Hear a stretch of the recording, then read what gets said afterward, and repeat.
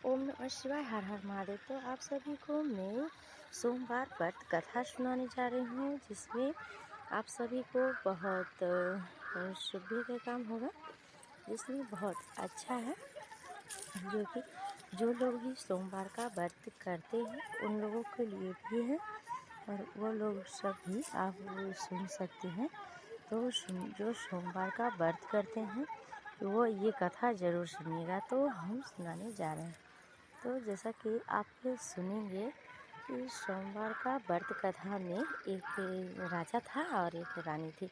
तो उन दोनों को देखकर एक चिड़िया रहा करती थी, जहाँ की उसी का आंगन का आगे में जो पेड़ लगा था ये, तो उसी में घोंसला बनाकर रहने लगा।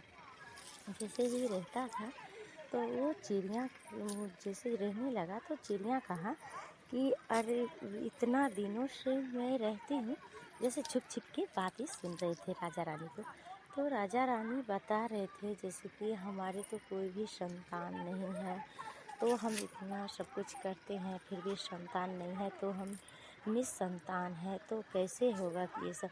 तो वो चिड़िया एक दिन सोच विचार करने लगा, जैसे कि करते करते सोच विचार बोला कि अरे बाप रे, ये राजा रानी का ये राज है और ये राज किसी से नहीं कहता कभी, तो ये सब कैसे चलेगा। तो उसने कहा, सोचा चिड़िया कि हम क्यों न ऐसा करें जिसमें हम राजा और रानी के लिए कुछ ऐसा उपाय ढूंढे, ऐसा करें जिसमें राजा रानी का एक पुत्र हो और वो बच्चे होंगे तो हमें भी बहुत अच्छा लगेगा। सभी चाहते हैं कि एक न एक बच्चा सभी को रहना चाहिए, तो कोई भी नहीं चाहता कि हम निसंतान हो, तो सभी चाहते हैं कि हमें संतान एक रहना चाहिए। तो हर स्त्री का धर्म ये है कि उनको पास में एक संतान रहना बहुत ज़रूरी है। तो हम कहना चाहेंगे कि हर इंसान को एक एक संतान रहना ज़रूरी होती है। तो सभी का, जैसे कि हम पेड़ लगाते हैं, अगर पेड़ हमारा एक लगाए चाहे दो लगाए, अगर हमारे पेड़ में फल नहीं निकलता तो बुरा लगता है।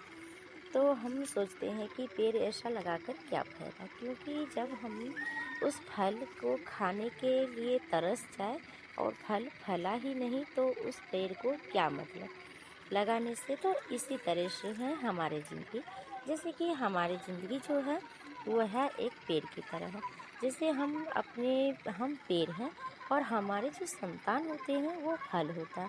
तो हमारे संतान को जैसे फल होता है तो वो फल कब कब खिलाते, कब क्या करता है, जब हम बूढ़े हो जाते हैं, जब हम खुद को अपने बेसहारा हो जाते हैं, तो तब वो हमें काम आते हैं। तो इसे हम कहते हैं पेड़ और फल की तरह। तो जैसे कि वो चिड़िया की बातें कह रही थी। चिड़िया, जैसे कि चिड़िया ने उड़ते उड़ते कैलाश पर चला गया। कैलाश में जैसे ही गया तो उसने कहा, माता पार्वती और महादेव को देखकर थकावट से महसूस हुआ, तो उसने गिर गया उसको आगे सामने में। तो जैसे ही सामने में गिरा तो पार्वती ने उसे चिड़िया को उठा लिया हाथ में और उठाकर पूछा कि चिड़िया चिड़िया तुम्हें क्या हुआ। चिड़िया ने कहा कि माता, मुझे एक कष्ट है और मैं एक कष्ट की दूर करने के लिए आई हूँ, क्या आपसे हो पाएगा। तो उसने कहा, माता पार्वती की बोलो चिड़िया, क्या मुसीबत आन पड़ी है तुम्हें, क्यों तुम आ गए। तो उसने ऐसा कहा तो उसने कहा, अरे तुमको कौन सी विपत्ति आन पड़ी, जो अगर कोई विपत्ति आन पड़ी है तो बोलो, हम उसको हल करेंगे, समस्या का समाधान करेंगे। तो ऐसा कहा। तो उसने सोचा कि क्यों ना हम बता ही दें। बताने के लिए तो गया ही था, तो बताया। तो बताने का मतलब था जैसे कि उसने बताया तो फिर कहा, जैसे कि कहा कि देखिए, हम जिस जगह पे रहते हैं तो उस जिस आंगन में रहते हैं तो सारे आंगन जाते हैं तो हमें दाना चुगती हूँ और खाती भी हूँ और जहाँ तहाँ हमें भोजन मिल जाता है। पर राजा रानी है, उसके घर में कोई संतान नहीं है, तो उसको घर में कुछ भी नहीं मिलता मुझे खाने के लिए। तो मैं सोचती कि क्यों ना एक संतान हो जाए, तो राजा रानी को तो हमें भी भोजन मिलेगा। तो ऐसा कहा तो उसने कहने लगा कि ठीक है। तो उसने महादेव से पूछा, राय लिया, विचार किया कि महादेव आप जानते हैं इसने इतना बड़ा संकट कष्ट लेकर इतना दूर आई है, समाचार तो आपको करना चाहिए। तो देखिए उस रानी का और राजा का राशि या मतलब ये है कि उसको किस्मत भाग्य में पुत्री या पुत्री लिखा है भी या नहीं। तो उसने कहा अरे इसके भाग्य में तो लिखा नहीं है। अगर हम कहें आप जब इतना दूर आई है तो हम कहेंगे कि उसको अगर संतान हो जाए तो वो अपने दान पुण्य सब चीज़ करना शुरू कर दे, क्योंकि राजा पहले कभी दान पुण्य नहीं किया था, राजा रानी कभी पूजा पाठ नहीं किया था। तो ऐसे में उसने कहा कि उसको कभी पुत्री या पुत्री संतान मतलब होगा ही नहीं। तो उसने कहा कि अगर ऐसी बातें हैं तो उसने कहा क्या चिड़िया तुम अगर ये समाचार कहोगी और राजा रानी का बच्चा हो जाए तो वो क्या दान पुण्य कर सकता है, करेगा, तुम ज्ञान दे सकती हो। तो उसने कहा हम कर लेंगे, हम उसे कहेंगे तो करेंगे।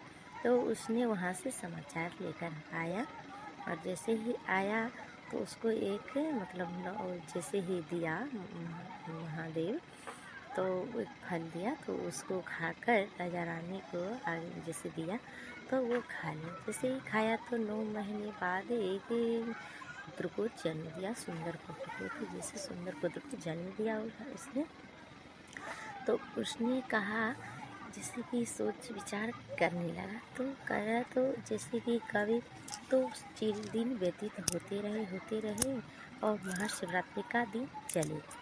जैसे महाशिवरात्रि का दिन भी चले गए तो चिड़िया सोच में पड़ने लगी, अरे अभी तक राजा रानी ने एक भी दान पुण्य क्यों नहीं किया, पूजा भी नहीं किया। तो फिर चिड़िया उड़ान भर दिया वहाँ से। जैसे ही उड़ान भरा तो कैलाश में जाकर गिरा तो फिर पूछा महादेव जो क्यों चिड़िया क्यों आ गए यहाँ। तो उसने कहा कि उसको हम कैसे ज्ञान कराएं राजा रानी को, आप अगर उसे ज्ञान करा देते हैं तो बहुत अच्छा होगा। तो राजा महादेव और माता पार्वती ऋषि मुनि जैसे भिक्षुक के भेष बनाया और वहाँ पे आया और राजा रानी को कहे भिक्षुक मांगने शुरू किया। तो उसने बहुत ऐसे जैसे बातें कहने लगे। तो उसने कहा जो उसका पुत्र कहा जो नहीं मैं अपनी